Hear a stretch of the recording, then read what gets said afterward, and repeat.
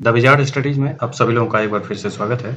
इस साल दिवाली के बाद दिल्ली की हवा साफ देखी जा रही है। हालांकि 24 घंटे का जो औसत वायु गुणवत्ता देखा गया तो उसमें पिछले 2 साल से भी खराब रहा, लेकिन दिवाली के अगले दिन प्रदूषण के स्तर में सुधार देखा गया। इस कारण से इस बार कैसे सुधार रहा, क्यों रहा, इसी पर हम इस वीडियो में हम जानेंगे कि एयर क्वालिटी इंडेक्स में जो सुधार है उस सुधार के पीछे कारण क्या है। शुक्रवार को दिल्ली के AQI में यानी एयर क्वालिटी इंडेक्स में दीपावली के बाद 339 AQI रहा, जो पिछले साल 358 देखा गया था। और हाल के वर्षों में दिवाली के बाद सबसे खराब वायु गुणवत्ता 2021 में देखी गई थी, जब AQI 462 था। तो आज के इस वीडियो में हम देखेंगे कि एयर क्वालिटी इंडेक्स क्या होता है और दिवाली के बाद दिल्ली में प्रदूषण के स्तर के कम होने के पीछे कारण क्या है। सबसे पहले देखते हैं कि एयर क्वालिटी इंडेक्स क्या होता है। एयर क्वालिटी इंडेक्स यानी AQI वायु प्रदूषण के सरल समझ प्रदान करने के उद्देश्य से स्वच्छ भारत अभियान के एक भाग के रूप में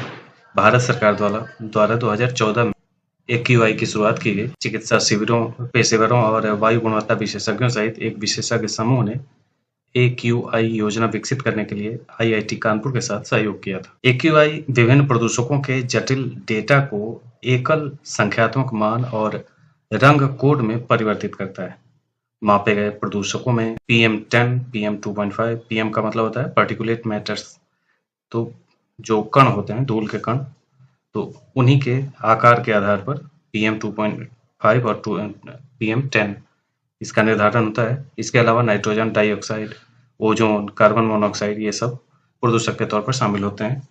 प्रत्येक प्रदूषक को उसके स्वास्थ्य पर पड़ने वाले प्रभाव के आधार पर भार दिया जाता है और सबसे अधिक भार वाला प्रदूषक समग्र वायु गुणवत्ता निर्धारित करता है, जिससे अनेक रीडिंग के बजाय एक ही AQI मान प्राप्त होता है। कणिकीय पदार्थ, विशेषकर PM2.5 यानी 2.5 माइक्रोमीटर से छोटे कण स्वास्थ्य पर गंभीर खतरा पैदा करते हैं। अपने अत्यंत सूक्ष्म आकार के कारण PM2.5 के कण जो है वो श्वसन तंत्र और रक्त परिवहन में, जो रक्त का प्रवाह है, उसमें प्रवेश कर सकते हैं, जिससे अस्थमा, दिल का दौरा और अन्य दीर्घकालिक श्वसन संबंधी बीमारियां और कई अन्य स्वास्थ्य संबंधी समस्याएं उत्पन्न कर सकता है। सरकारें वायु गुणवत्ता में सुधार लाने के उद्देश्य से उपायों को लागू करने के लिए AQI डेटा का उपयोग करती है। दिल्ली जैसे क्षेत्रों में वायु गुणवत्ता में गिरावट के जवाब में ग्रेडेड रिस्पॉन्स एक्शन प्लान यानी GRAP को सक्रिय किया जाता है। इस योजना के तहत कोयला और लकड़ी के उपयोग पर प्रतिबंध लगाया जा सकता है, डीजल जनरेटर पर प्रतिबंध लगाया जा सकता है और निजी वाहनों के उपयोग को कम करने के लिए पार्किंग शुल्क में वृद्धि की जा सकती है, जिससे प्रदूषण में कमी आएगी। ये AQI पर इसका प्रभाव पड़ता है, ये सब सरकारी नीतियों का। अब समझ लें कि दीपावली के बाद दिल्ली में प्रदूषण के स्तर कम होने के पीछे कारण क्या क्या रहे हैं। तो सबसे पहला जो कारण रहा वो गर्म तापमान रहा। गर्म तापमान इसलिए कारण रहा क्योंकि अगर आप हवाओं के दबाव को पढ़े होंगे तो हवाओं का गर्म होना अपने आप में ये दर्शाता है कि हवाएं गर्म होकर के ऊपर उठ रही होंगी।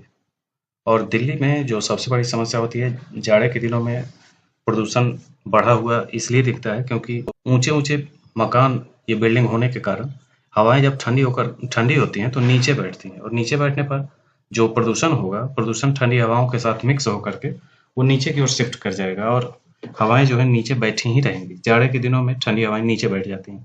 इस वजह से प्रदूषण की समस्या से जो धुंध की समस्या है वो बढ़ जाती है और प्रदूषण भी बढ़ जाता है क्योंकि हवाएं बैठी हुई है नीचे।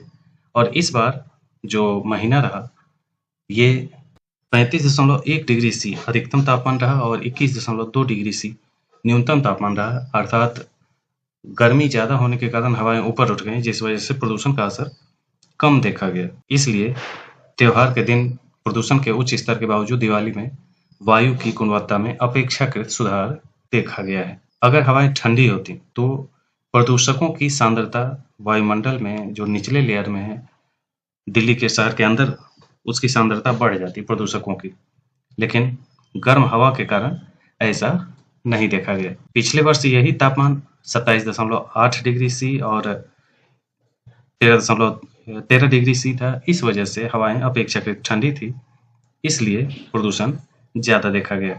दूसरा कारण तेज हवाएं हैं, जो दीपावली के बाद दिल्ली में तेज हवाओं की गति के कारण प्रदूषण में सुधार हुआ।